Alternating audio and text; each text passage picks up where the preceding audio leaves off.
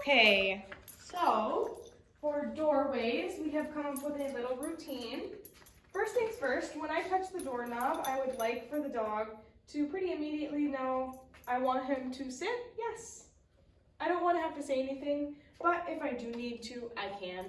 I simply ask him to sit. If he weren't to sit, I would give him a hand signal, and then if he weren't to give him to sit off of the hand signal, I would simply lure him. Okay. He's like, what are we doing? So I'll reset him, and when I touch the doorknob, if he sees that I touch the doorknob, Barley should sit, and that should work like a regular sit stay. So I want to work on him staying sat while I open the door, and if he is to get up, I'm just going to close it. Yes, but I am going to reward him for being successful. Okay.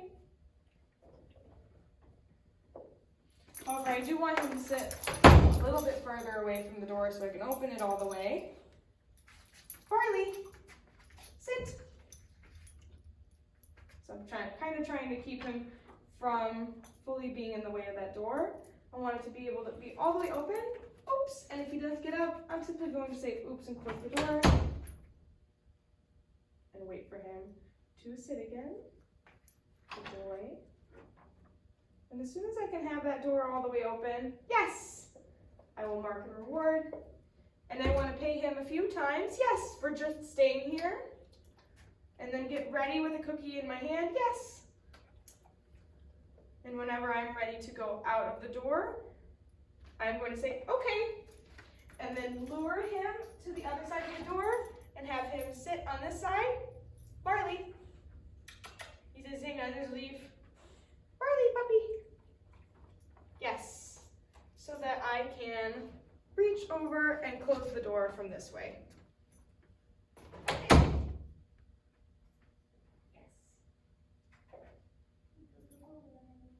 Are you ready?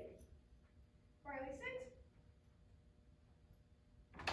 And then, oops, okay. Sit. On the other side of the door, I'm doing the same thing, having him sit. Moving myself to the other side of the door. Oops. And if he is to get up, I'm just going to put him back. Barley. Barley bean, back baby, go away. Hey. And I'm going to help him however much he needs me because he is a puppy. Okay. And whenever I'm ready, I will tell him okay and have him, yes, sit on the other side of the door so that I can close it. Yes. Okay. And then I can release him. So again, one more time, I'm going to put my hand on the doorknob to show him what I want him to do. I'm going to open the door. Whenever I'm ready, okay, I will release him and bring him to the other side, have him sit. Yes, reward him. I can close the door, oops, and then release him. Okay. And then I'll have him, oops.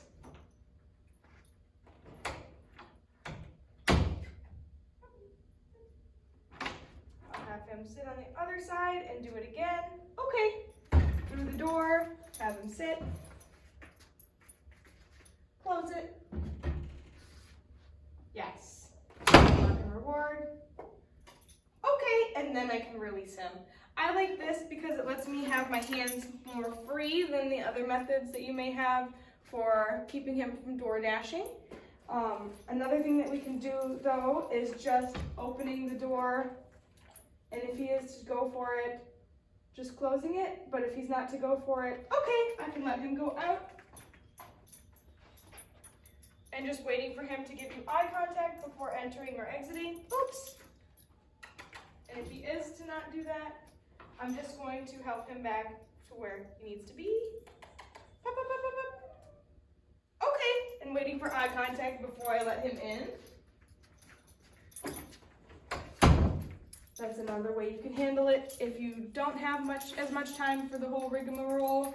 Another thing you can do is if you don't think that he needs to wait at all, you can just say okay before you've even reached the threshold so that he knows that it's okay for him to just go through. We just want to make sure our communication with him is clear on the doorways so that he's not trying to bolt out any doorways. Yes, because he's been such a good boy.